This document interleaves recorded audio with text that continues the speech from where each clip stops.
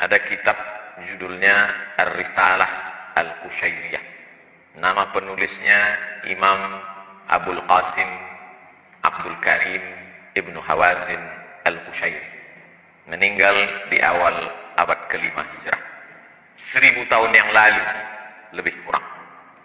Di situ dia bercerita tentang seorang laki-laki yang soleh. Soleh artinya baik. Baik cakapnya, baik akidahnya, baik akhlaknya, baik tutur kata, santun budi pekerti. Salatnya cukup, zakatnya penuh, sedekahnya tak terhitung lagi, sopan santunnya tak menyinggung perasaan orang lain. Tapi ternyata setelah dia mati, meninggal dunia, hisabnya lama sekali. Dilihatlah buku catatannya. Apalah agaknya yang membuat hisab ini begitu lama? Adakah dia membunuh orang? Tak ada. Pernahkah dia menyakiti hati orang? Tidak. Karena santun, tersenyum. Ternyata pada suatu malam dia pergi kenduri undangan. Dalam kenduri itu disuguhkanlah makanan daging kambing. Ketika dimakan kambing itu, ada 1, 2, 3 ruas. Dikunyah, tersangkut di giginya. Ditarik-tarik dengan lidah, tak juga mau ikut tertelan. Mengganggu terasa di mulut. Sampai di tengah jalan, tak sabar untuk sampai ke rumah. Dia lihat ada pokok kayu ranting kecil di depan rumah orang. Lalu dia petik ranting itu. Dia congkelkan ke daging yang menyangkut di celah gigi.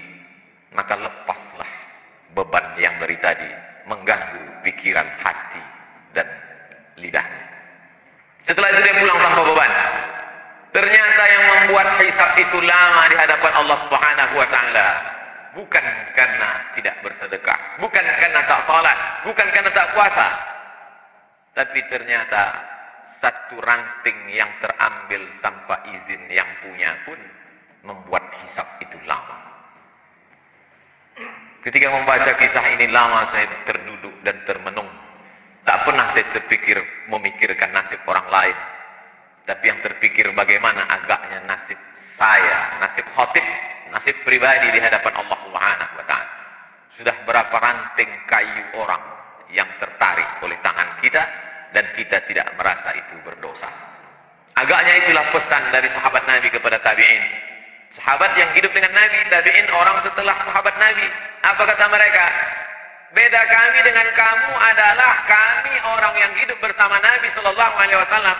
Salat kami sama dengan kamu, puasa kami sama dengan puasa kamu, sedekah kami sama dengan sedekah kamu, Al-Quran kami sama dengan Al-Quran kamu. Bedanya kami melihat dosa sebesar ujung rambut itu sangat besar, dan kalian menganggap dosa kecil itu remeh-temeh saja. Oleh sebab itu hari Jumat, bulan baik, agung dan mulia, bulan peningkatan, bulan Syawal, bulan setelah Ramadan, yang diagungkan, dimuliakan Allah Subhanahu wa Ta'ala. Diberikan pula kita kesempatan hidup pada hari Sayyidul Ayyam. Merenunglah kita sejenak. Jangan-jangan 1, 2, 3 ranting itu membuat kita begitu lama hisab di hadapan Allah Subhanahu wa Ta'ala. Bagi yang pernah menganiaya orang, minta maaf. Minal a'idin wal faizin, mohon maaf zahir dan batin. Bagi yang pernah termakan, minta izin, mudah-mudahan dihalalkannya, tersambung silaturahim. Apakah Nabi Muhammad sallallahu alaihi wasallam, pemimpin segala nabi dan rasul, sayyidul kaum, seluruh makhluk di atas muka bumi, malaikat-malaikat di langit, pemimpinnya adalah Muhammad sallallahu alaihi wasallam. Apakah lepas dia dari sangkutan-sangkutan ranting ini? Hari Rabu Nabi naik ke atas mimbar. Hari Senin beliau meninggal. 5 hari sebelum meninggal, Khamis, Jumat, Sabtu, Ahad, Senin. Hari Rabu beliau naik ke atas mimbar. Nan kuntu jalatu lahu zahran. Siapa yang pundaknya pernah tercambuk oleh saat aku menyambuk kuda, lalu ada orang bersembunyi di balik kuda itu, ujung cambuk terkena pundaknya. Hadza zahri. Ini pundak Muhammad. Silakan balas. Silakan balas sahabat. Daripada aku mencari kalian nanti di padang mahsyar di akhirat, lebih baiklah kalian balas sekarang. syatamtu lahu irdan. Kata-kataku kasar, menyinggung perasaan. Sakit hatinya. Dia tak membalas, segan karena aku Nabi. Maka inilah masanya. Hadza irdi. Ini harga diri Muhammad. Balaslah. Nabi sedang menunjukkan bahwa dia pun tetap meminta maaf atas apa yang pernah dia lakukan. Baik yang zahir, pundak tercambuk, maupun batin, hati yang tersinggung. Cukupkah dengan sholat tarawih 30 malam lengkap dengan witir, tahajud, sholat sunat pagi, awabin, isyraq? Cukupkah dengan zikir, membaca Al-Quran, khatam berkali-kali? Tak lepas, wahai jamaah Jumat yang dimuliakan Allah Subhanahu wa ta'ala. Kalaulah satu ranting membuat kita terhisap begitu lama, lalu bagaimana dengan orang yang sengaja memotong, mengambil, menggarap, menghabisi, lalu kemudian menganggap cukup tertebus dengan labbaik Allahumma labbaik, cukup ditebus dengan umrah, cukup ditebus dengan munajat di pintu Ka'bah. Begitu banyak yang membuat kita ada sangkutan-sangkutan di padang mahsyar. Makanya kata Nabi, ittaqu zulma, jangan kamu aniaya orang, jangan kamu zalimi orang. Fa inna zulma zulumatun yaumal qiyamah. Karena perbuatan aniaya akan menjadi kegelapan pada hari kiamat. Mohon maaf, ada saudaraku yang digelapkan Allah di atas dunia ini, lahir dalam keadaan, maaf sekali lagi, buta. Tapi gelapnya itu ada hikmah, matanya tak pernah berdosa. Di akhirat dia akan terang benderang. Tapi ada orang-orang yang di dunia ini terang benderang melihat, dan di akhirat dia komplain. Ya Rabbi lima hasyartani a'ma wa qad kuntu basira. Mengapa aku dibangkitkan dalam keadaan buta, padahal dulu aku di dunia bisa melihat? Allah menjawab, laqad atatka ayatuna, ayat-ayat kami telah sampai kepadamu. Nabi Muhammad sudah menyampaikan, meninggal Nabi diwarisi oleh para ulama, al-ulama warasatul anbiya.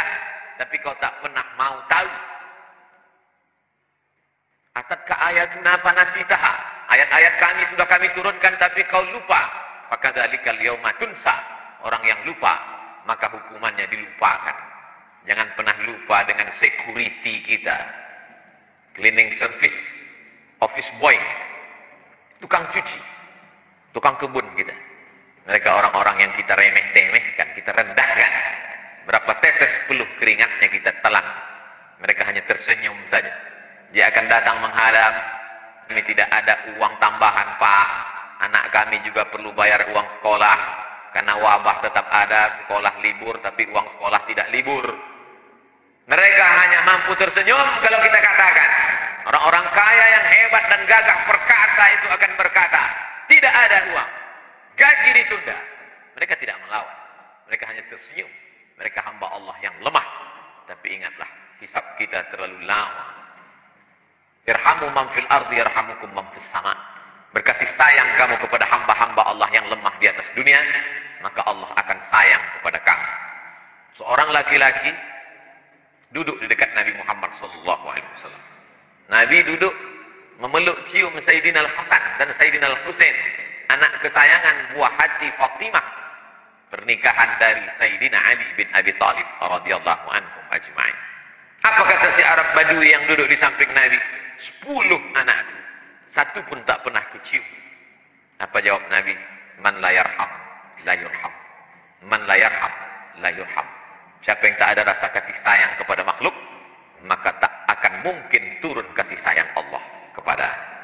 Bahwa kita banyak silap, salah dan dosa, ya jangan putus asa.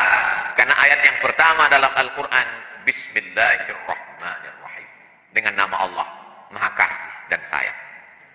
Kedatangan Nabi Muhammad SAW untuk apa? Wa ma arsalnaka illa rahmatan lil alamin, menjadi rahmat bagi semesta alam.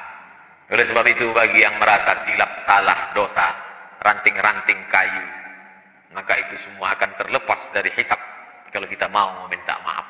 Dan ciri orang bertakwa adalah wal afina 'anil nas, mau memberi maaf. Tapi ada orang yang angkuh dan sombong, merasa sudah menjadi penghuni surga karena begitu banyak infak, wakaf, zakat dan sedekahnya, lalu kemudian menganggap itu hanya remeh-temeh semata. Maka ingatlah, sesungguhnya tak ada yang bisa menolong kita di hadapan Allah. Yauma yafirrul mar'u min akhihi, saudara kandung pun akan lari. Wa ummihi wa abihi, mak kandung, ayah kandung pun tak bisa menolong. Wa sahibatihi wa banihi, istri dan anak-anak pun tak bisa membantu. Likulli imri'in minhum yawma idzin sya'nun yughnih. Karena semua orang sibuk mempertanggungjawabkan segala yang pernah dia lakukan.